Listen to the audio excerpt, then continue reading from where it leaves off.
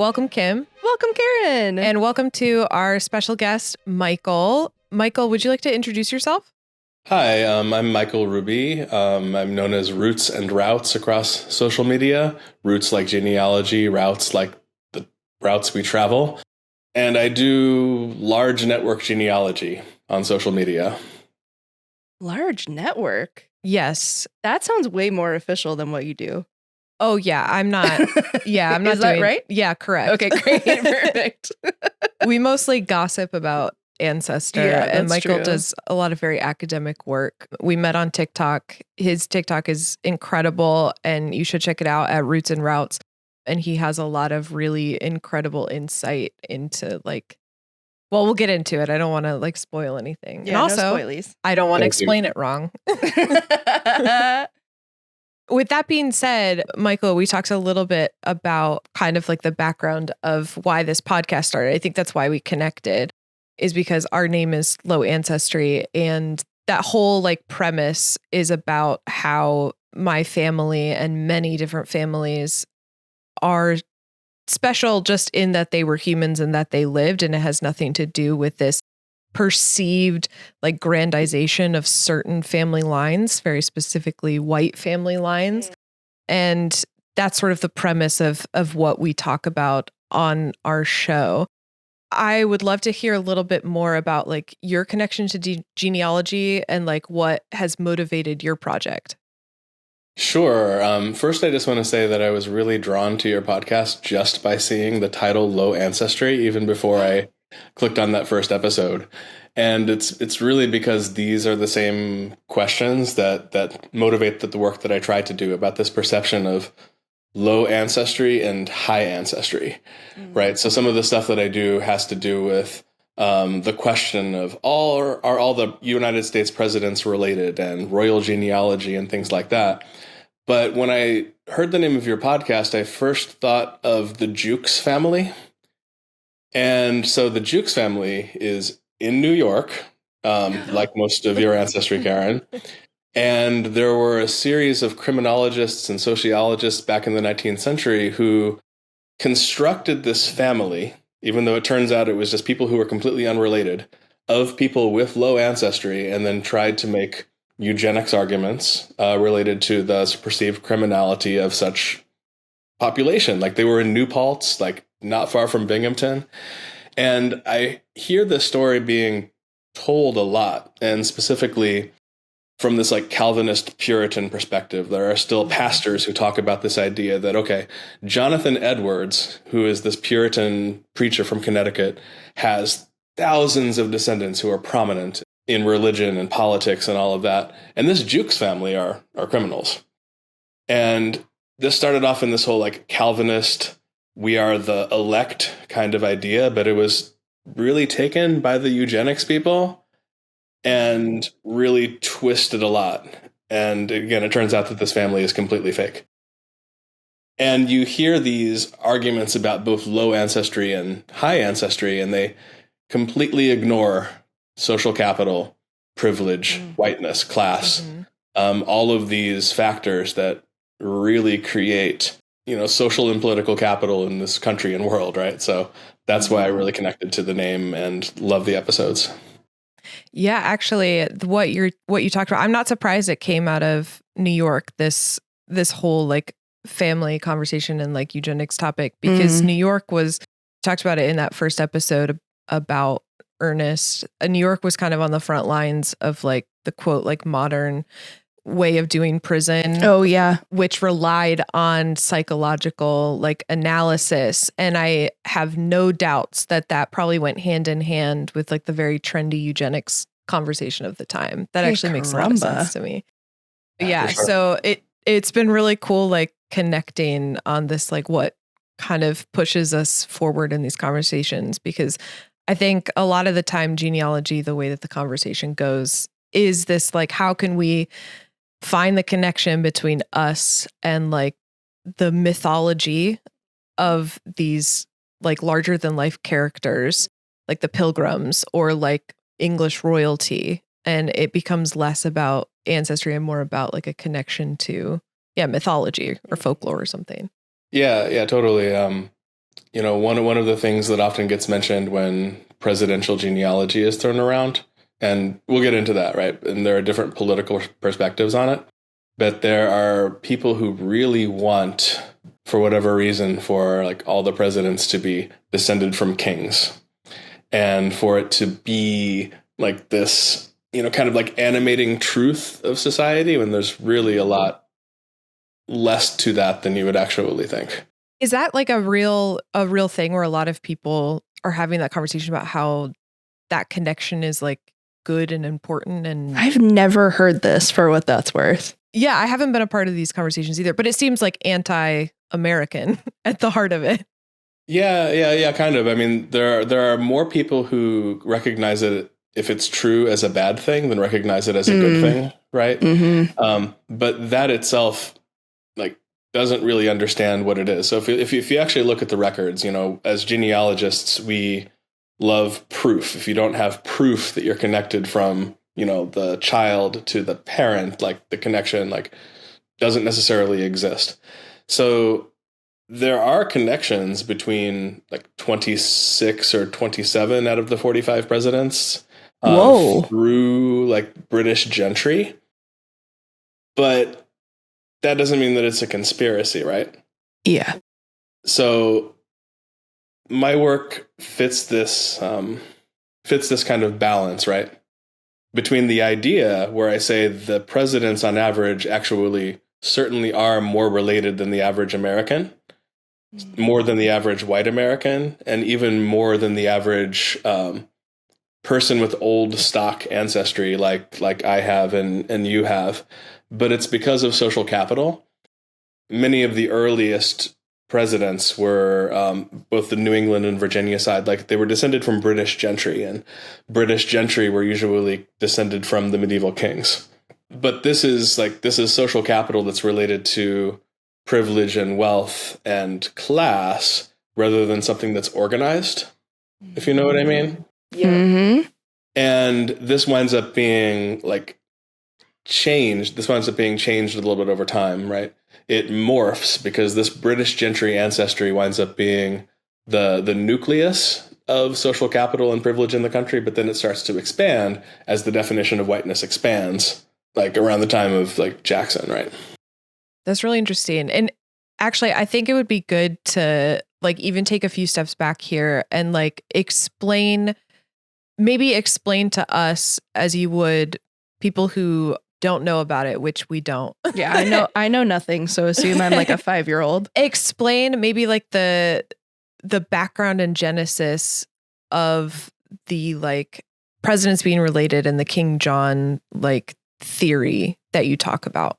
I don't actually like to refer to like the person who gets in the news for this most often by name, because she was a literal child at the time, 12, and has shown no indication as an adult of being like interested in this theory, right?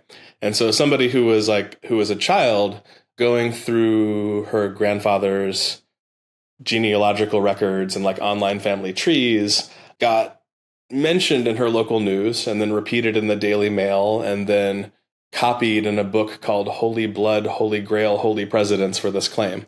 Whoa. But yeah, really. Great book title. That's a huge title. That has massive weight.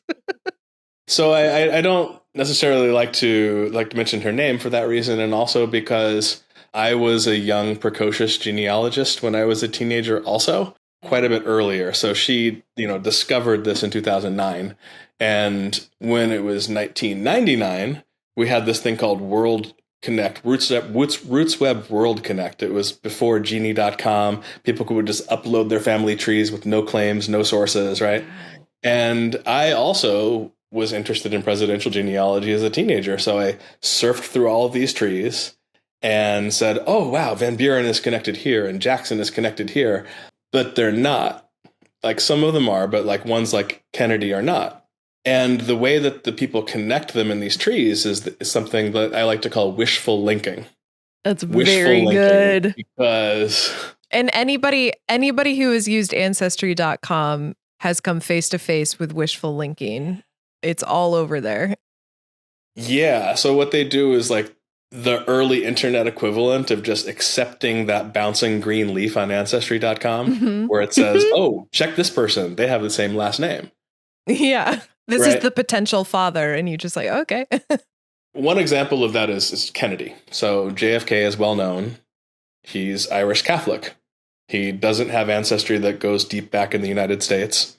His great-grandparents all immigrated from Ireland, right? But if you look at the King John tree for John F. Kennedy, you will see that his great-grandfather in this tree is not really an Irish Catholic potato famine era immigrant at all, but a Virginian with the same Fitzgerald last name, who would have been born an American citizen from the slave-owning aristocracy and a second cousin of Lee and Jefferson. Whoa. It takes But that that's the kind wrong of- person, right?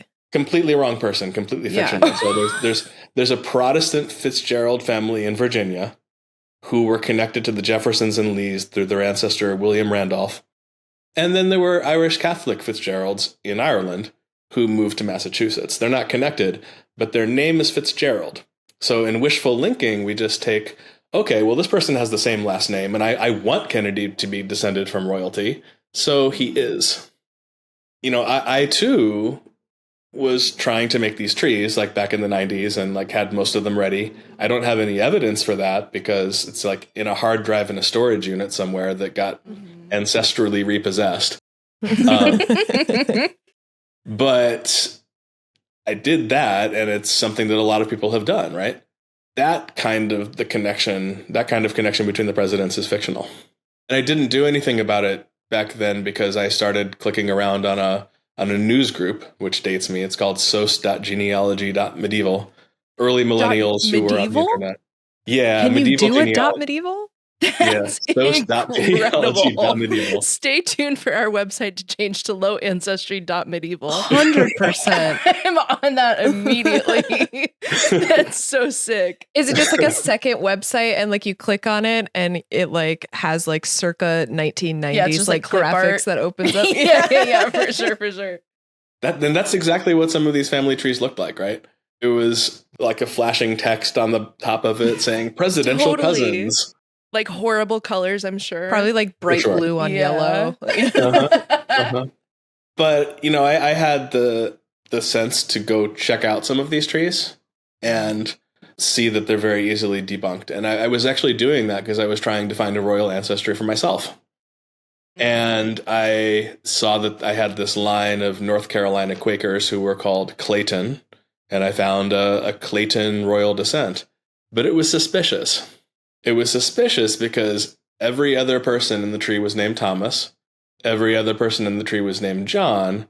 And they were connected by genealogy, by generation lengths of exactly 30 years. Which is exactly what you would say if you were trying to make up a tree. And it turns out it was. Yeah. It's a little too clean, I think. Yeah. Thomas born 1530, John born 1500, Thomas born 1470, and so on, right? No way. Yeah, so I found that these were easily debunked, but I think that that's not the most important thing about these presidential trees, right? The most important thing to me is that people believe it because it holds true. Like, people do have the sense that for real reasons that there are concentrations of privilege and power. We know that if your father or grandfather is a president, you're more likely to be a president. We know that from Bushes and Harrisons and Adams. There was FDR was a fifth cousin, but also a nephew by marriage of Theodore Roosevelt, because Eleanor Roosevelt was born a Roosevelt and also married Roosevelt. And there was another pair of presidents, I think Tyler and Madison were second cousins.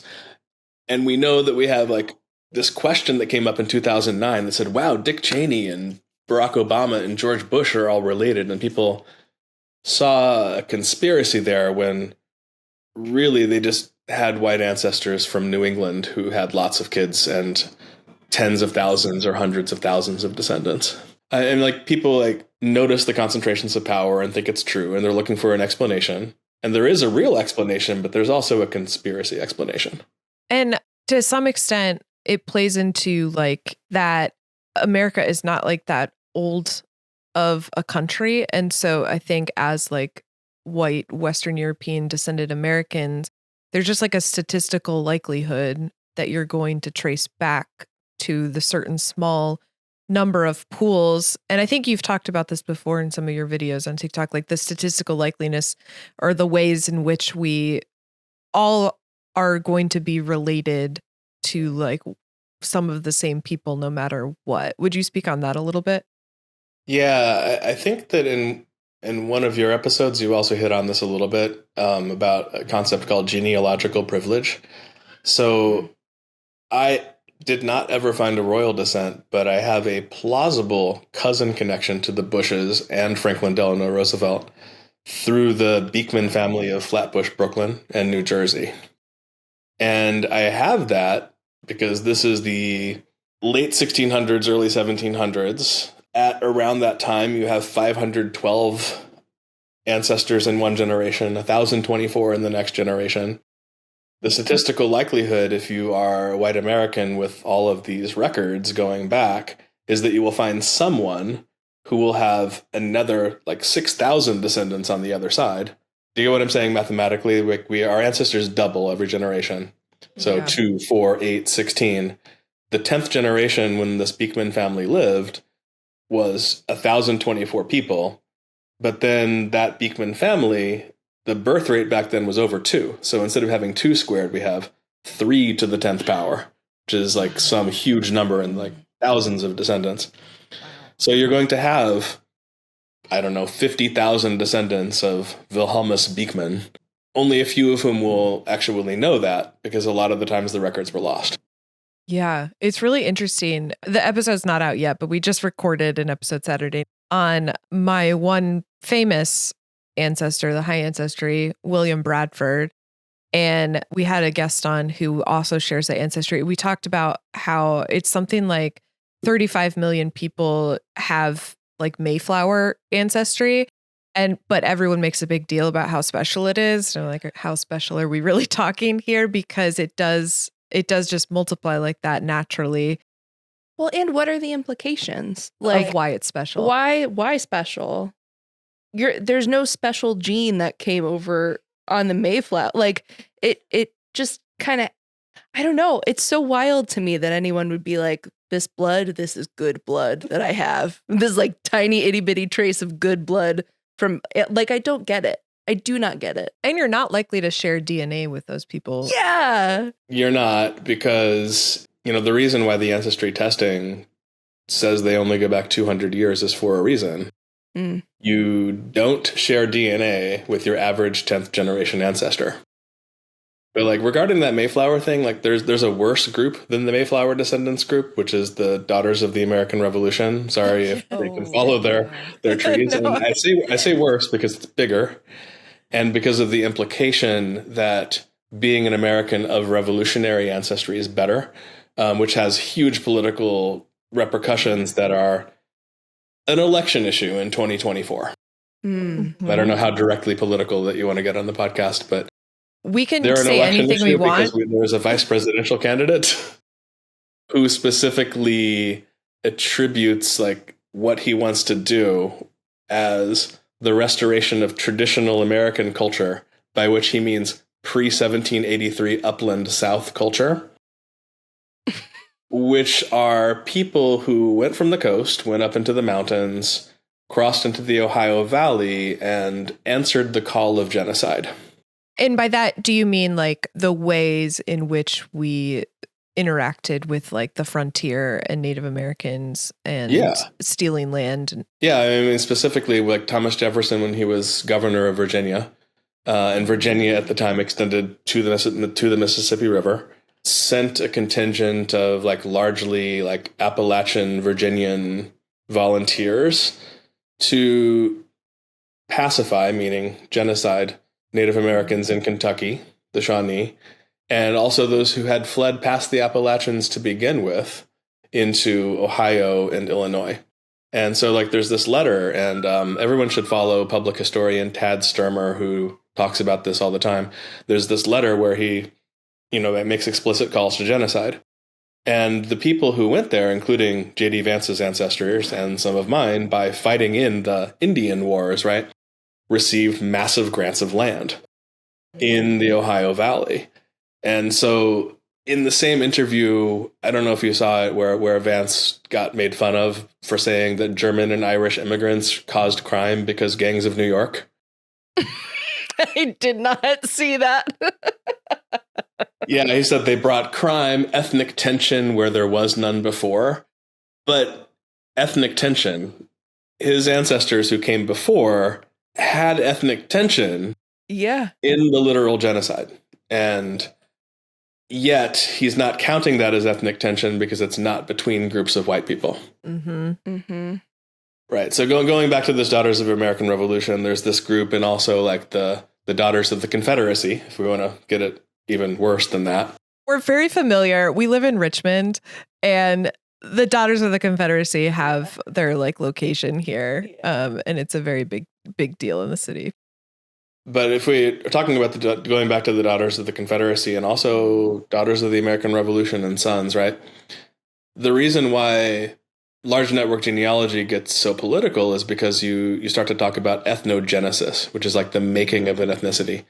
And when Vance talks about traditional American culture, I hear in him echoes of Theodore Roosevelt, who was talking about how there is a new American race, by which he means a white American race, that took form on the frontier and is like this new iteration of Anglo-Saxon greatness.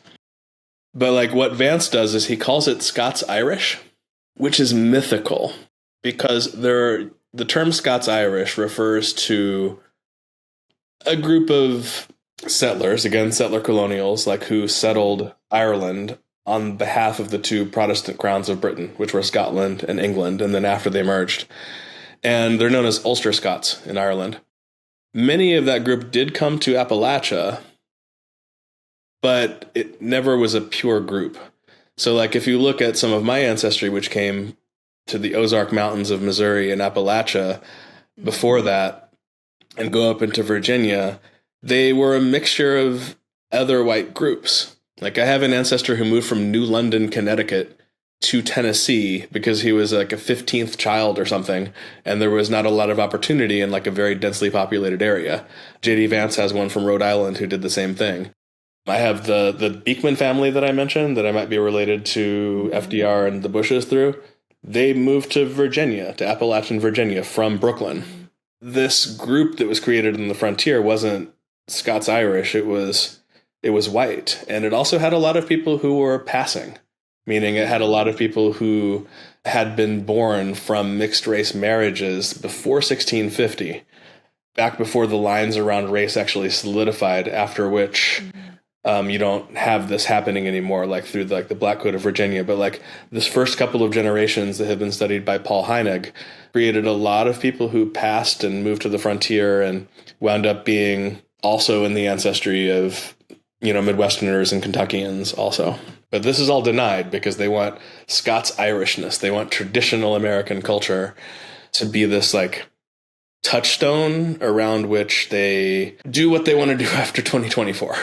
His assertion is that like Appalachian people at their core are strictly this, what he calls like Scots-Irish ancestry. Yeah. And he got it from reading someone who I unfortunately had to read a lot when I was trying to study for this, who is a population geneticist called Razib Khan. And apparently, at least according to correspondence between those two, he didn't know he was Scots-Irish until he read this article that talked about the Scots-Irish as an indigenous people to Appalachia, like who had preserved their folkways against like all of the new impact from like other Europeans and people who came after 1965 from not Europe. And so the thing that's the most noxious about that is that we know that Razib Khan got his start from Steve Saylor, who is behind VDare, a white nationalist website that has been circulating this stuff for 30 years now. And we know that he's connected to quite a number of these people. Good Lord. So that idea that like they've preserved their culture is very closely related to the like we have to preserve our like white heritage kind of like grandizing that heritage. Yeah. And not to make this whole thing about J.D. Vance, because like I want to return to like the wider, people's like role in this whole story, but he attributes this like Scots-Irish culture as being important because it's warlike, because it's martial, like because he said that, well, my ancestors didn't write the founding documents, but they fought in the founders' wars. Those wars were the conquest of Ohio and Indiana and Illinois from the original inhabitants, the indigenous inhabitants, not like wars against France or Spain or like a conqueror of the country. The connection that goes straight up from there is that there's another podcast where he talked about how whatever side the hillbillies wind up taking in this eternal war between woke Yankees and the Southern Bourbons winds up winning. And so he's been explicitly talking about reversing some of the things that happened during Reconstruction and going back to this traditional American identity. And this connects very, very strongly to a campaign of ethnic cleansing. I'll just say ethnic cleansing that they want to do. The idea of mass deportation, of deporting 20 to 25 million people, but putting it under this like lie of illegal. Not that would matter because that concept is fake. It was invented in 1882. But doing that is like very connected to this idea of like restoration and seizing power. And anybody should follow Jamel Bowie on this topic. He's been tireless in mentioning that like you could only do this by a campaign of ethnic cleansing that would remove people's citizenship. They literally have an arm of the party. They say they're just going to deport people who, are undocumented or take away citizenship of people who were born to undocumented people. But there's this whole arm of the Republican Party that tried to make the legal case that Kamala Harris and Vivek Ramaswamy and Nikki Haley, tell me what they have in common, cannot run for president because their parents were not citizens when they were born. And so like they literally have this program of removing what has been a 1,000-year tradition in British common law and American law that you are the citizen of the place where you're born, that only was taken away for openly racial reasons in the early United States. Indigenous peoples not becoming citizens until 19-something, like with the Dawes Act, the completely taken away of the citizenship or humanity of Black Americans. Once that was fixed, for a moment in 1865, 1866 with the 14th Amendment says anyone who was born here becomes a citizen, right? From that point, there was no questioning of that until like 2 or 3 years ago. My grandfather from the Polish side and his whole family of 9 people were not born to citizens either, but that's not who they would be coming after. Even though like technically retroactively they would not be citizens by that act. This is wild. Can I pull us back just a little bit? I'm curious, and I'm maybe making some connections based on what you're saying here. But how you said that you were doing genealogy in your teens. Did you have the same motivation for that when you were younger that you seem to have now? This sort of like right siding of all these sort of like incorrect ways that people handle genealogy. Was that a motivator when you were a teenager? No, I mean, like due to family history, like my journey to where I am politically now was something that took place contemporary to that. But I was my dreams of genealogy like went back like way farther. Like I was reading my grandmother's encyclopedias that were from the 1960s, looking at like James the Sixth and James the Fifth and James the Fourth of Scotland, and drawing tiny little charts with rectangles, like half an inch by 3/16 of an inch, like with their names on it and connecting. And I dreamed of like having an entire genealogy chart of the world when I was like 9 or 10. So like that definitely predates any sort of like political awakening. Got it. Okay. But I became much more motivated like in college, where I just decided to study like population genetics and migration to try to make those connections. And that's kind of when it became political, and when I noticed some of the stuff online, like that there was this new world of population genetics, and all these articles were being written by people who had only a STEM degree and had no understanding of history and social construction, and they were like being quoted in the New York Times by Nicholas Wade, basically confirming race science, even though those studies never did. It's that they were using false variables. It's very different in some ways to what we talk about, how we're talking about like personal resonance with family that goes beyond the sort of like bragging rights. Do you feel a personal connection to your ancestry when that does kind of cross into what you're studying and focusing on? I'm really glad you asked that because when I was talking about the polar side, right, I think about 1907. So my great grandmother named Aniela is 20 years old, pregnant on the boat Kronprinzessin Cecilia on her way into Ellis Island. Unlike your Dine ancestor, does not give birth on the boat. Good for her. It's a relief. Yeah, that's got to be rough either way. To meet her husband that she just married, who is 46. So 20 and 46, 1907. She had just married him like back in their collective hometown of Żegoczyna. He had been a migrant laborer working all around Germany and the United States, Coatesville, Pennsylvania, for a long time. And then she moved to Kansas City and had 9 children, right? And then the nerve of some of my cousins and uncles and people that don't have the same political perspective of me saying, well, they came legally. Yeah, the term illegal immigration was invented in 1882, specifically to exclude Chinese immigrants. 1875, like it was a little more vague than that. So like in her, like basically around the time she's born in what became Poland, right? That's when the United States invents the term illegal immigration, applies it only to Asian people.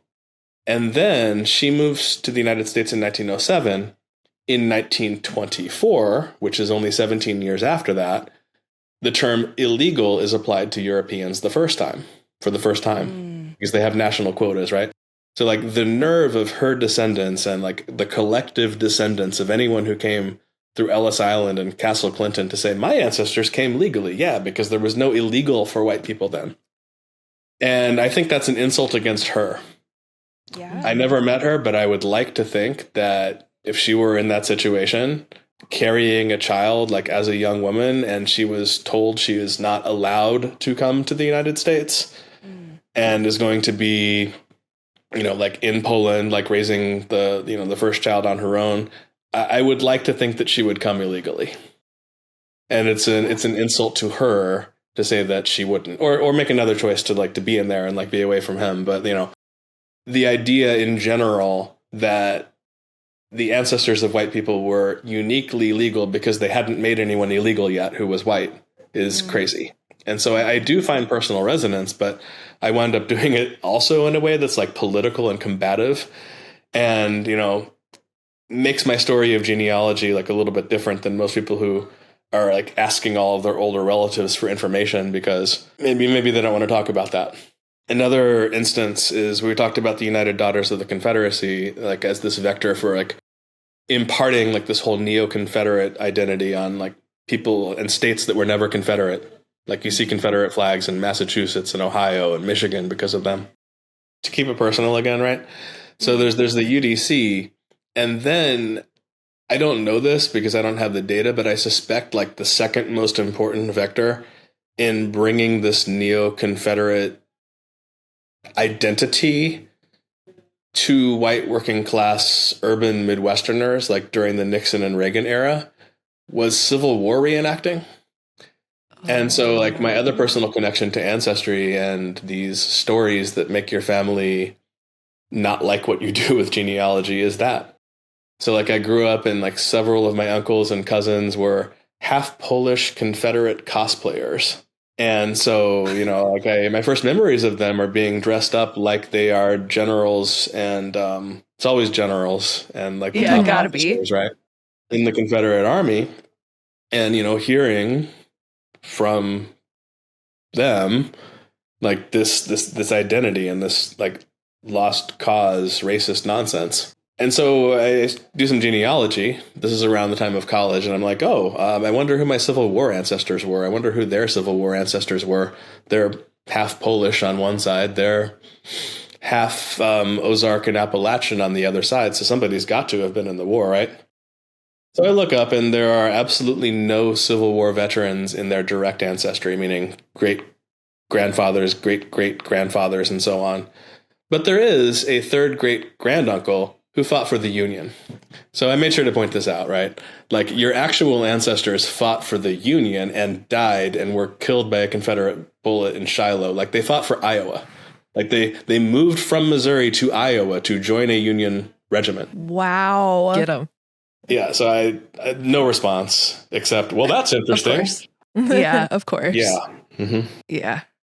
It's interesting that you say that you have I think you said political and combative earlier when you were talking about like the way that you sort of resonate with this. I think we have our own reasons for trying to be sort of scaled back sometimes on the podcast, but I do think any sort of understanding of history in modern day time is going to become political, and we may not be outwardly combative, but if I wasn't filtering myself, I certainly would be. I think if someone is really doing this with like an earnestness to learn about history and ancestry this way, I do think that it can't not be political, because it resonates with being a human now, and being a human now is very political. Yeah. So, and also I think like when you were talking about your Polish ancestor who came and she was on the boat by herself, she came to meet up with her husband.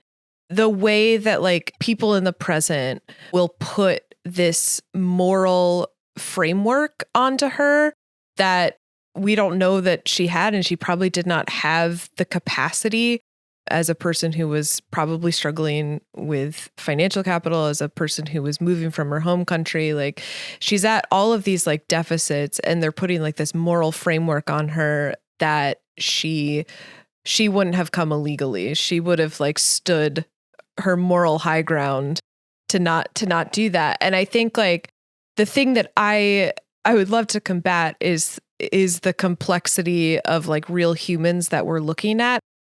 And even on our side of things, not putting our moral framework on them to say that they wouldn't have done terrible things. I have to accept that there are ancestors I have that participated in the Indian Wars and participated in genocide. And I can't put my moral framework on the choices that they made. Oh, he did it because he needed the land. Oh, he did it because he was trying to like, I like the idea of trying to combat the genealogy work of putting our moral framework on people in the past and erasing the complexity of their experience. And the complexity of their experience plays so closely to like these important ideas that we've been talking about. Yeah, I hear that loud and clear in every episode of this podcast. Even if it doesn't seem directly combative, like your consistent fighting for, or, acknowledgement of the craziness of the lack of women in records needs to be said every single time. And it teaches me because, every time I'm telling, even more so if you're going back to genealogy.medieval, right? Like this very male story. We absolutely need to be thinking about that. Yeah. But I want to offer a little bit of not a counterpoint, but like a side point to that idea of our morals. Obviously we shouldn't attribute our morals, but I really want to plug Tad Sturmer's work again in like looking at some of the obviously immoral acts that were being done by those calling for and perpetrating genocide. And I know you're not doing this, but there are a lot of people who say, oh, well, that was their time. Yes, but there were people in their time and in their household saying no, if they had only listened, right? So Tad Sturmer talks about how we talk about the founding fathers as if they were the only people who were alive in 1780 and 1790 who mattered, when 20% of the population was owned by the founding fathers and people like them. Again, like that's not a counterpoint, like as much as an agreement point that like every time we're telling a story that we do know, we should be telling 7 stories that we don't. right? And like also looking at, the majority of the world, everybody would not, like a majority of the population, like we're not that, and could have offered some counterpoint to it. Yeah, 100%. I totally agree with you. Actually, I did come up against this on TikTok, where I posted the video of us reacting to, what was it, like a 37-year difference? Yeah, I think it was like 26 and 60 something. It was awful. And I was thinking Horrible about age it when you were difference. talking about like 20 and 46. I come up against this a lot, where I clearly say like, that is not the norm. That really isn't. Like, not everyone was doing that.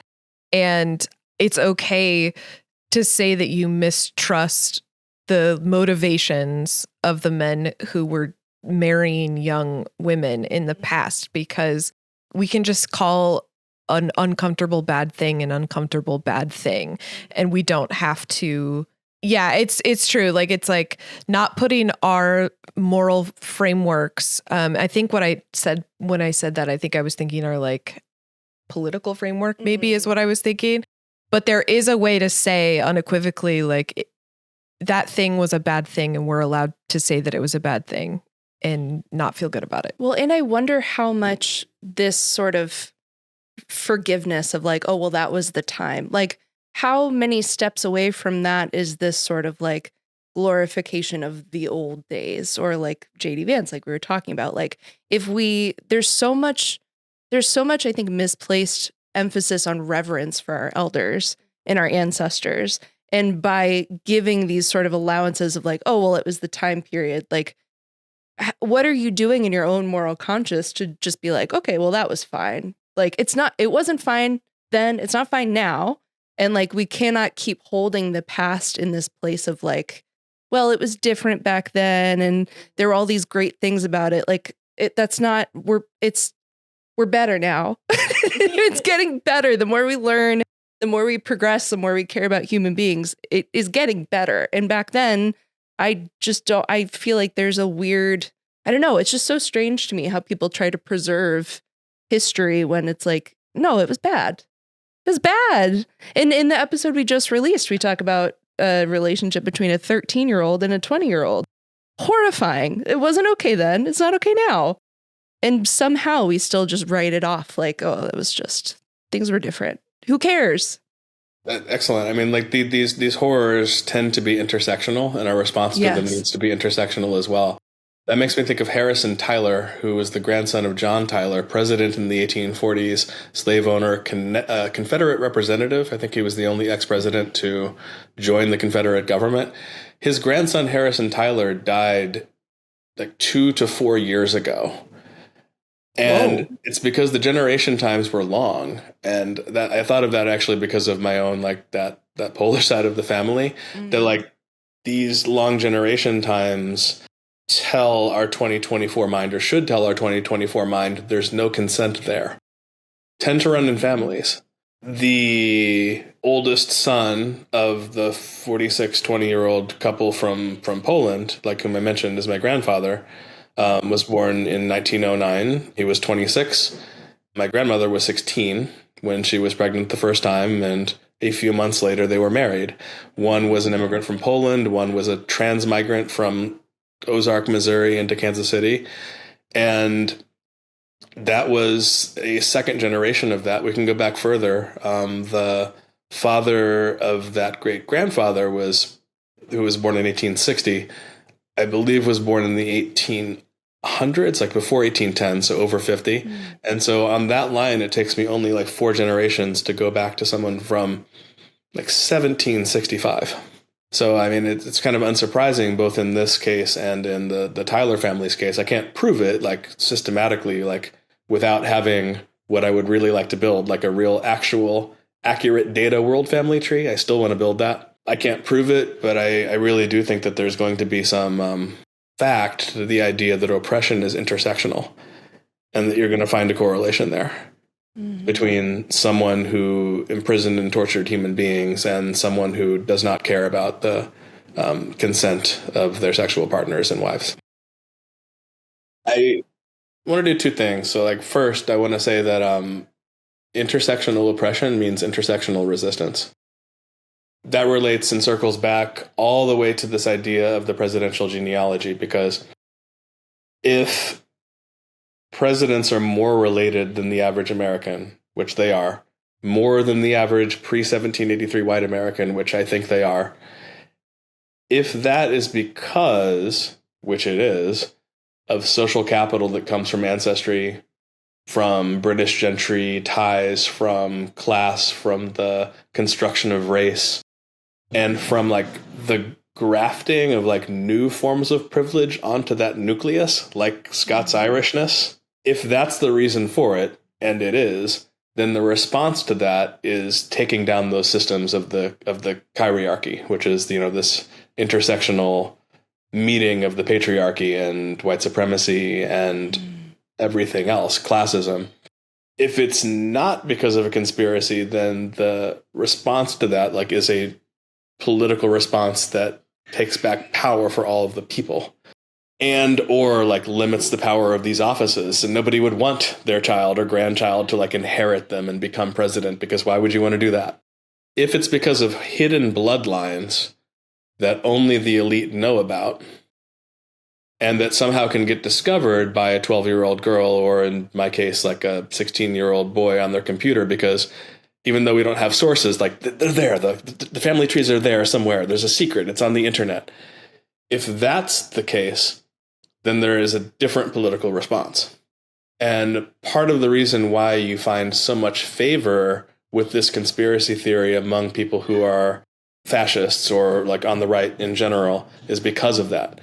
If the presidents are more closely related because of a conspiracy and they're all powerful, then we're in Illuminati territory, we're in Anunnaki territory, we're in like the Jews will not replace us Charlottesville cry of the idea that there's an orchestration to do white genocide by making America have people from all around the world, right? We're in that territory, and that's why it's so appealing to fascists. And if they think that's true, if they think that it's a conspiracy theory and there's all powerful beings are controlling the presidency, then what's their only response?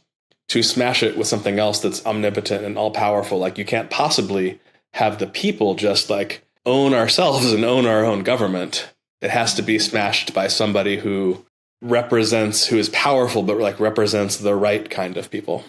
That's why I think that this particular thought that people have around this is like really a touchstone for like some of the deepest and most important questions in our politics in the world. Yeah. Certainly, yes. That's really poignant. I know, my mind is blown a little bit. Shit. Well, I mean, it makes sense. Like, it all plays into the current conversation of this political season. Yeah. So I really appreciate it, Michael. This was like incredible. I just want to like say again, people should be following Roots and Routes on TikTok. Your videos are very good. You talk a lot about this like J.D. Vance conversation in the Scots Irish. You talk about the King John theory. And I have found it incredible and very interesting. There's one video we did not talk about that I'll also plug, which is your Genghis Khan video. And I found that really, really interesting. So that's just something people can go check out that they haven't heard here today. Thank you again, Michael. Really appreciate it. I'm on TikTok, Instagram, and YouTube, because the time of TikTok. Roots and Routes on like all of the social media apps where you consume video, vertical or horizontal.